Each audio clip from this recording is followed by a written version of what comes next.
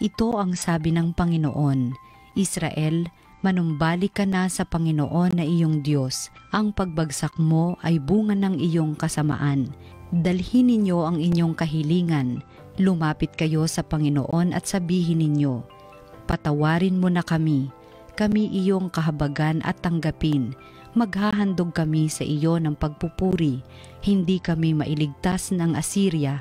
Hindi kami sasakay sa mga kabayo. Hindi na namin tatawaging Diyos ang mga larawang ginawa lamang ng aming mga kamay. Sa iyo lamang makatatagpo ng awa ang mga ulila. Sabi ng Panginoon, patatawarin ko na ang aking bayan, mamahalin ko sila ng walang katapusan, sapagkat mapapawi na ang aking galit. Ako'y matutulad sa hamog na magpapasariwa sa Israel, at mamumulaklak siyang gaya ng liryo. Mag-uugat na tulad ng matibay na punong kahoy, dadami ang kanyang mga sanga. Gaganda siyang tulad ng puno ng olibo at hahalimuyak gaya ng Libano. Magbabalik sila at tatahan sa ilalim ng aking kalinga. Sila yayabong na gaya ng isang halamanan, mamumulaklak na parang punong ubas, at ang bangoy katulad ng alak mula sa Libano.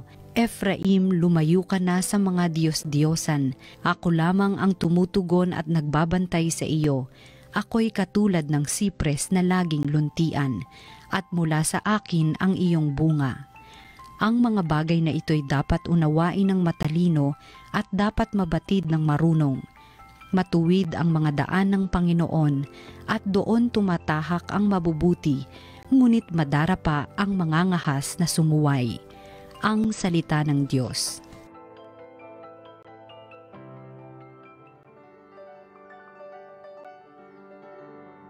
Tinig ko'y iyong pakinggan ang sabi ng poong mahal.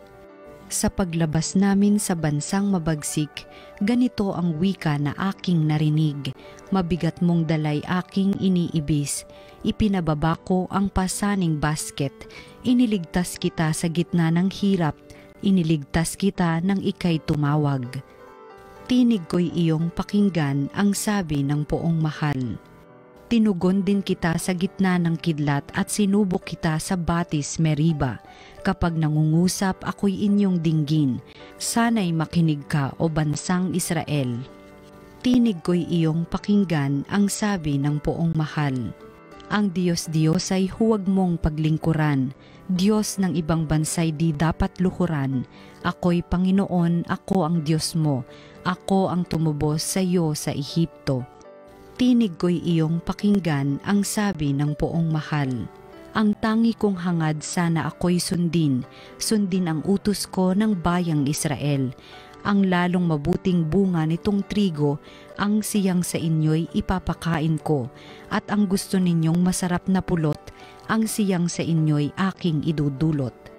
Tinig ko'y iyong pakinggan ang sabi ng poong mahal. Ang mabuting balita ng Panginoon ayon kay San Marcos. Noong panahong iyon, lumapit ang isa sa mga eskriba kay Jesus at tinanong siya, alin pong utos ang pinakamahalaga? Sumagot si Jesus, ito ang pinakamahalagang utos. Pakinggan mo, Israel. Ang Panginoon na ating Diyos, siya lamang ang Panginoon. Ibigin mo ang Panginoon mong Diyos ng buong puso, ng buong kaluluwa, ng buong pag-iisip at ng buong lakas. Ito naman ang pangalawa, ibigin mo ang iyong kapwa gaya ng iyong sarili. Wala nang ibang utos na hihigit pa sa mga ito. Tama po, guro, wika ng eskriba. Totoo ang sinabi ninyo, iisa ang Diyos at wala nang iba liban sa Kanya. at ang umibig sa Kanya ng buong puso, buong pag-iisip at buong lakas, at ang umiibig sa Kanya gaya ng kanyang sarili, ay higit na mahalaga kaysa magdala ng lahat ng handog na susunugin at iba pang mga hain. Nakita ni Jesus na matalino ang kanyang sagot, kaya't sinabi niya, "Malapit ka nang mapabilang sa mga pinaghaharian ng Diyos," at wala nang nangahas magtanong kay Jesus mula noon. Ang mabuting balita ng Panginoon. Pinupuri ka namin, Panginoong Hesukristo. Magandang araw po mga ginigiliw naming taga-subaybay. Tayo po ay nasa Huwebes, ikalawang linggo sa panahon ng Kwaresma. Tayo po ay nagpapatuloy sa ating ginagawang paghahanda sa nalalapit, hindi po kamatayan lamang kundi sa nalalapit na pagdiriwang natin ng muling pagkabuhay ng ating Panginoon. Tandaan ho natin na ang 40 araw na ito, maliban sa mga linggo, ay matinding paghahanda natin. Matinding paghihintay natin sa tagumpay ni Kristo. Pero bago ang tagumpay, alam ho natin, in fact, bago pa po ang 40 araw ng Kwaresma, ay meron din tayong tinatawag na sakripisyo pa na ginagawa.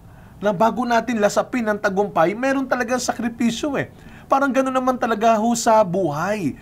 Dumating ang ating Panginoon, kaya may Kwaresma, hindi para tayo ay pahirapan, hindi para dikdikin yung ating mga nagawang kasalanan, na para bang pag-Kwaresma kasi para bang, I am so bad, I am a sinner. Para bang yun ang ating nararamdaman. Sabi ko nga, ang Kwaresma ay hindi lamang panahon ng penitensya, kundi panahon ng biyaya.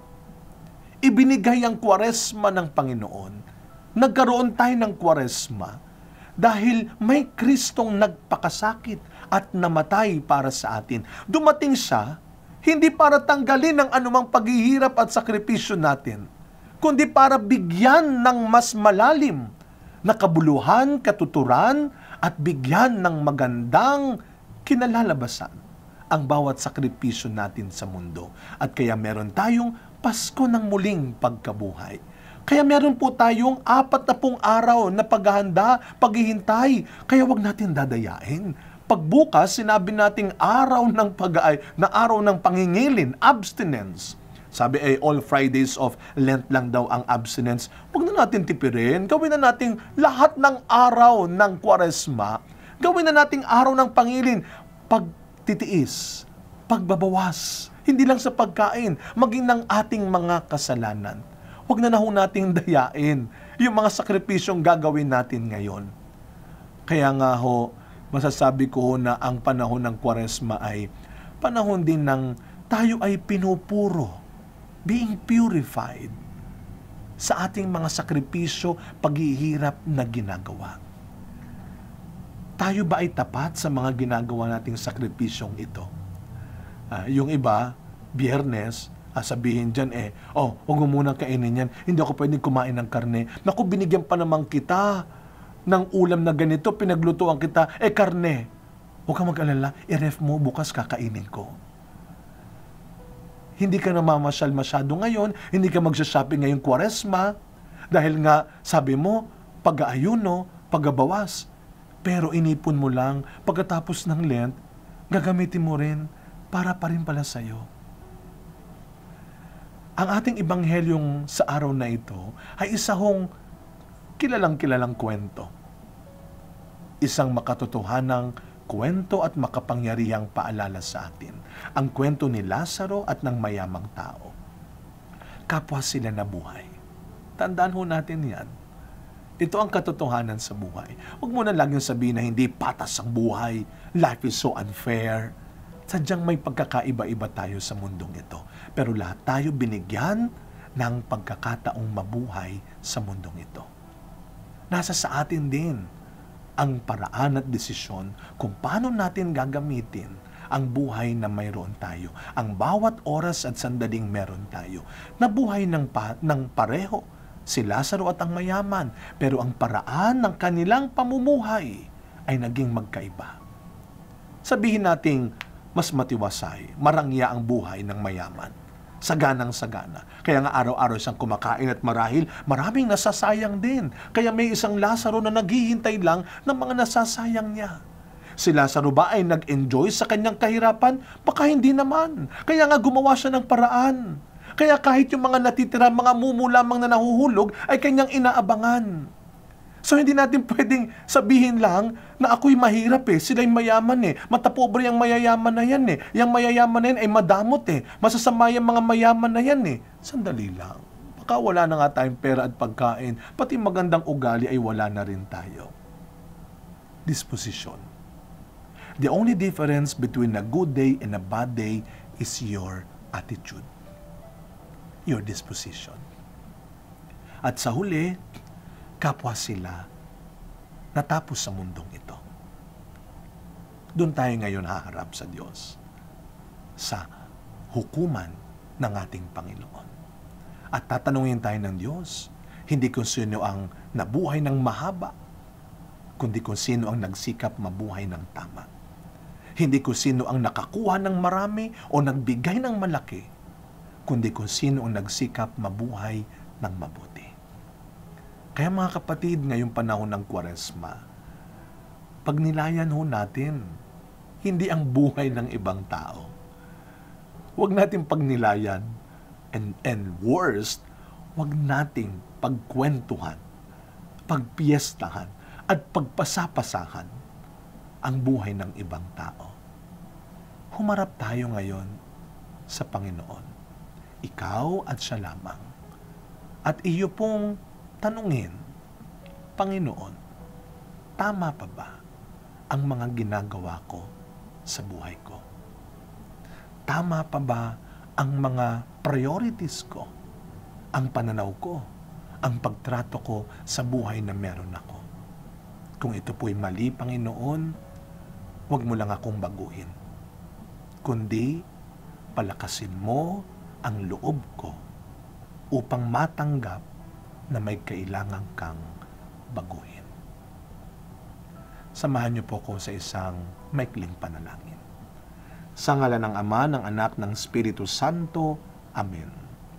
Panginoong Hesus, maraming salamat po sa biyaya ng Kwaresma, sa biyaya ng iyong buhay, kamatayan at muling pagkabuhay. Nawa ang mga panahong ito ay tunay na magturo sa akin kung paano piliin pa rin ang magkaroon ng positibong pag-uugali at magandang disposisyon sa pagharap ko sa aking buhay araw-araw. Sa mga pagkakataong ako'y nakalimot, ako'y naging madamot, patawarin mo po ako. Panginoon, tulungan mo akong baguhin ang buhay ko.